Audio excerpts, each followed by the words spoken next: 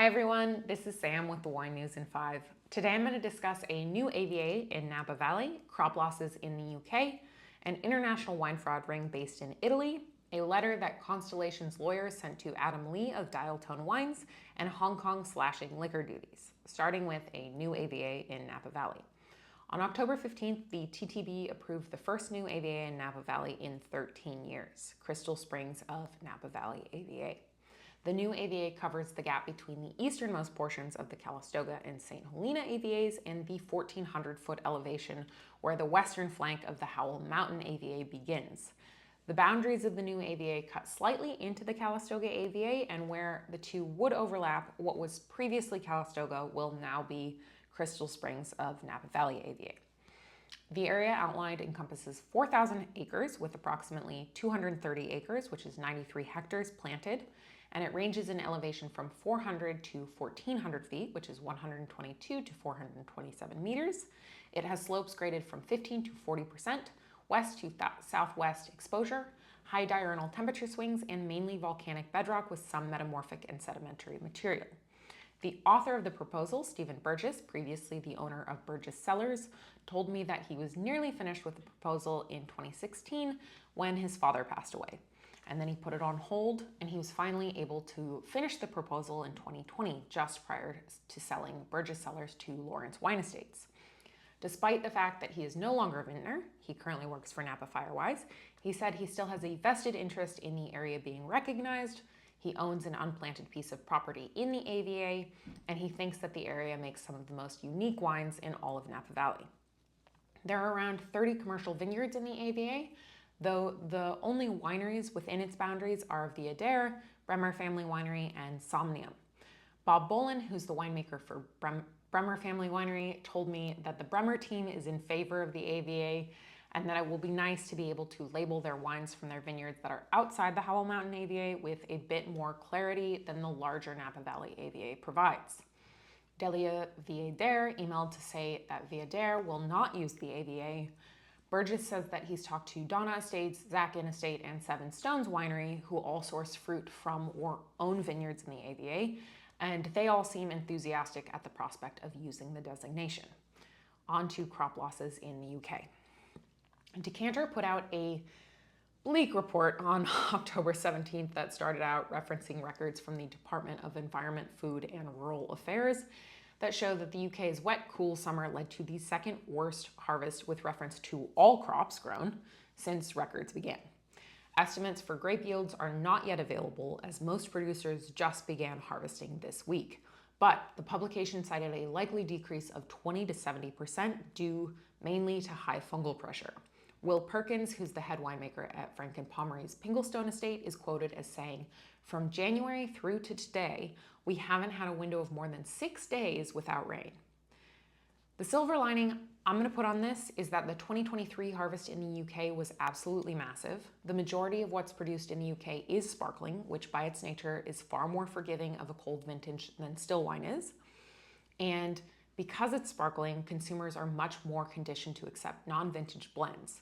So while the 2024 vintage is incredibly challenging, I'm very hopeful that UK producers will be able to balance their finances between a bumper year and one that is less ideal while still making good wine. Okay, on to an international wine fraud ring based in Italy. On October 14th, a wine fraud ring in Italy was shut down as a result of the combined efforts of the French Gendarmerie, Italian Carabinieri Corps, Swiss Federal Police, Europol, and Eurojust. 1.4 million euros of equipment and 100,000 euros in cash and documents were seized, and 6 people were arrested. The criminals were counterfeiting French Protected Designation of Origin, PDO wines, in Italy, and they were sending them all over the world. Apparently, the case was connected to a separate case that was closed in 2015. The investigations for the case that was closed this week have been ongoing since 2019. Details on this are pretty sparse. The BBC and the drinks business have both covered the case, but I haven't seen much that expands beyond the original report. I had hoped to hear more details about the wines that were being counterfeited and where they ended up. Next, a humorous letter from Constellation's lawyers. Now, this isn't the hardest hitting news, but I think it's pretty funny. Adam Lee, who founded Siduri Wines, sold it to Jackson Family Wines, and has since founded numerous other wine labels, ran a Facebook advertisement in February 2024 for one of his wines named Dial Tone. The ad showed 1 bottle of Meiomi Pinot Noir next to 32 bottles of Dial Tone Pinot Noir and read, "There is less sugar in 32 bottles of Dial Tone Pinot Noir than just 1 bottle of Meiomi Pinot Noir. Drink what you like. Know what you're drinking."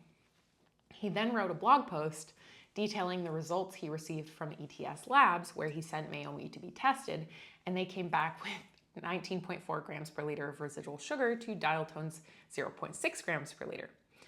Then a store on the Kansas-Missouri border, Ranch Mart Wine and Spirits, took Lee's ad and they turned it into an in-store display. Then last month, Lee got a letter from Constellation's lawyers. Constellation owns Meiomi, demanding that he provide evidence and suggesting that his ad may violate a federal law prohibiting false advertising. Lee sent them the lab reports. Now, I have absolutely nothing against sweet wines. I drank a glass of Sauterne after dinner last night. But I agree with Lee that most consumers don't know that many supermarket brands that are thought of as dry wine contain residual sugar. But this whole interaction really illustrates 2 things for me. 1, the US should follow in the EU's footsteps and use nutritional labeling to illustrate sugar content, even if that's only available via QR code. And 2, Constellation's lawyers have never drunk Meiomi Pinot Noir. Finally, Hong Kong slashes liquor duties. Hong Kong's nightlife is suffering. Official data show that bar sales have dropped 28% in the first half of 2024 compared to the same period in 2019. As a result, on October 16th, Hong Kong slashed liquor duty from 100% to 10% in an effort to reinvigorate nightlife. This move was in part motivated by the fact that after wine duties in Hong Kong were abolished in 2008, wine imports jumped 80% within a year. But I'm personally very skeptical as to whether this strategy will work. Hong Kong has changed a lot since 2008. In 2020, China imposed a national security law, NSL, on Hong Kong in response to 2019 protests against an extradition bill. That NSL is widely seen to have eroded the freedom and pro-democracy culture that Hong Kong previously enjoyed, which resulted in mass immigration. More than 200,000 people left the city between mid-2019 and mid-2022, and tourism has lessened. The city has also seen a decline in local spending as more Hong Kong residents spend weekends in mainland China because prices in mainland China are cheaper. I just don't think that slashing duties can bring back the culture that was responsible for the more vibrant nightlife. Anyway, that's all for this episode of the Wine News. If you enjoyed this newscast and you'd like to see it continue, please subscribe to jancesrobinson.com. And if you have breaking news in your area, please email news@jancesrobinson.com. Thanks.